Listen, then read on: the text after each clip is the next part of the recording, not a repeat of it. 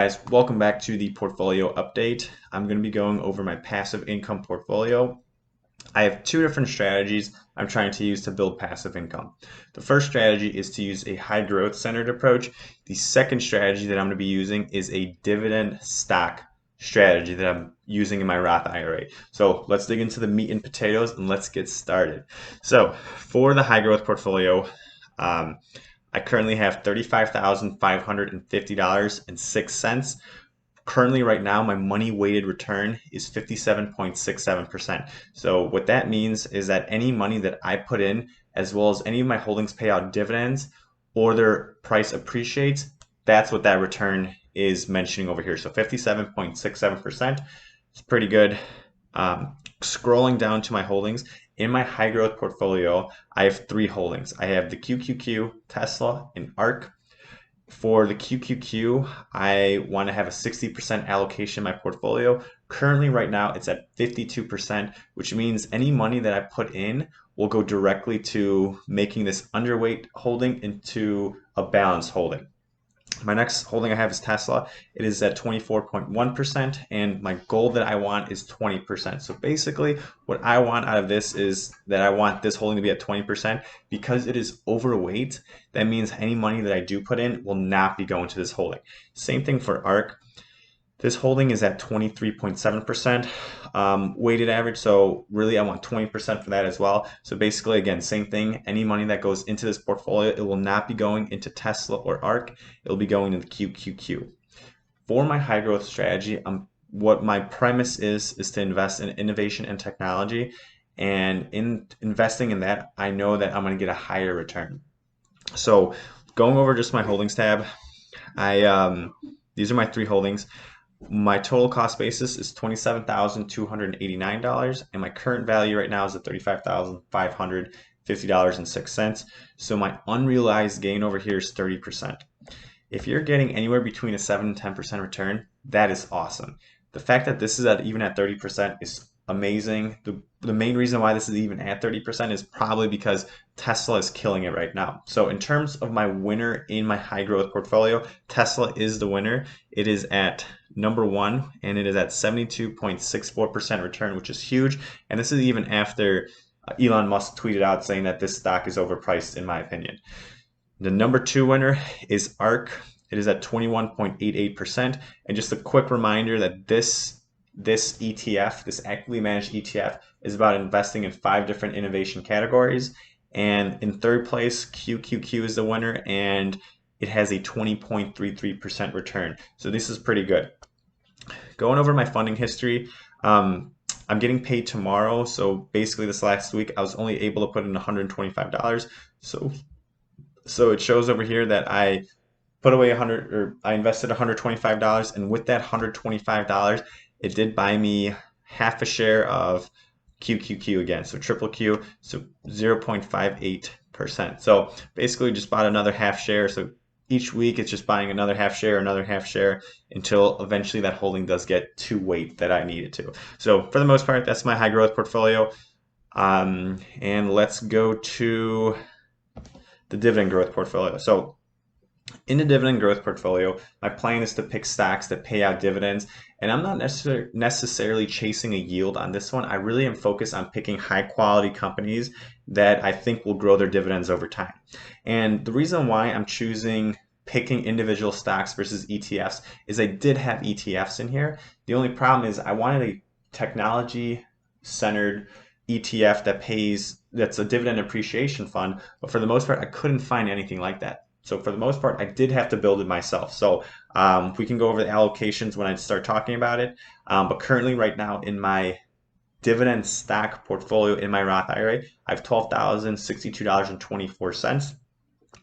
The advantages to using a dividend stock play in a Roth IRA versus a growth play is that the premise of dividend stocks is to get these dividend payments and to take that same money and reinvest it back into buy the same shares, which basically pays you more dividends, and the cycle continues. The only problem, the positive to using in a Roth IRA is every time those dividends are paid, you don't get taxed on it. Where if you had it in a normal brokerage account and you had a dividend investment play, you'd have to keep paying tax on all the dividend payouts because that creates a taxable event. anytime you sell stocks for a gain or you get dividend payouts, those are taxable events. So when you have it in just a normal brokerage account, you're basically losing an overall gain because you have to pay taxes. The money that I put into this, the Roth IRA, has already been taxed. So the benefit to using this is it doesn't get taxed while it's in this account. So currently right now, I'm up to 82 bucks. Total money weighted return is 1.09%. And let's go over the winners for all my different sectors. So let's go over the week review. So information technology. So this is the sector I want to have the majority of my money in is technology. So the winner in this week was Flourish Systems right here at 10.34%. This company creates infrared technology where they're using like Amazon warehouse to see if people have fevers, as well as they just signed a US military contract worth $300 million, which is probably why that company is exploding right now. So pretty good pick. So take a look at it if you guys haven't. Real estate. Second largest holding in my dividend stock plan. The winner here is CyrusOne. That is a data center ETF. So 3.62% is the winner. Just want to show you guys those ones.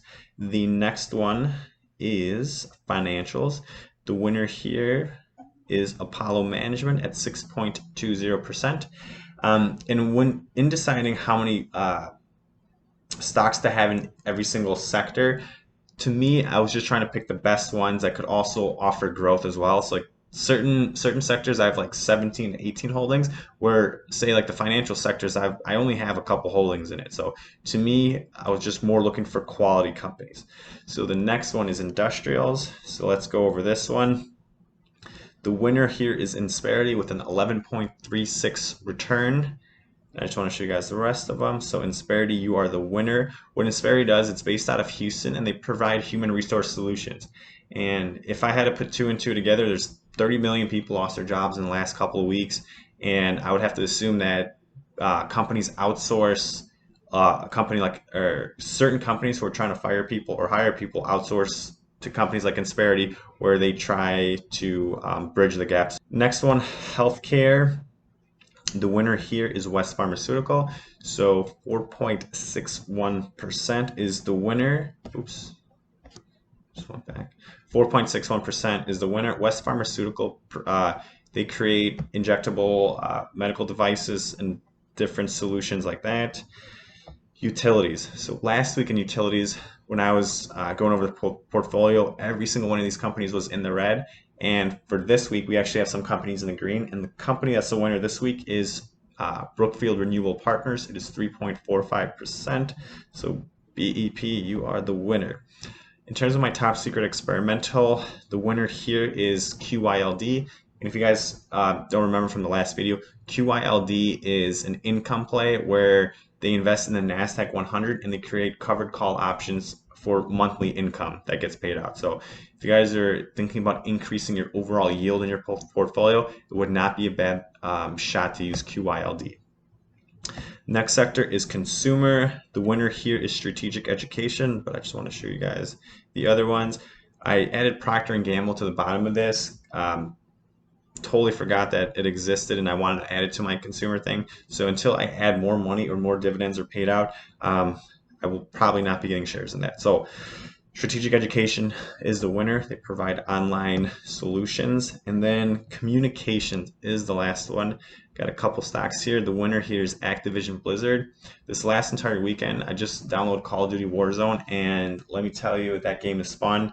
They deserve all 14.7% of return. So that is my dividend stock portfolio. I just want to go over the whole funding because I've already maxed out the funding in this account. So each year, so last year I put $6,000. This year I put $6,000. So there's no more money that I can physically put into this account anymore. So any money that gets paid out or any appreciation, that's what's going to build my portfolio going forward.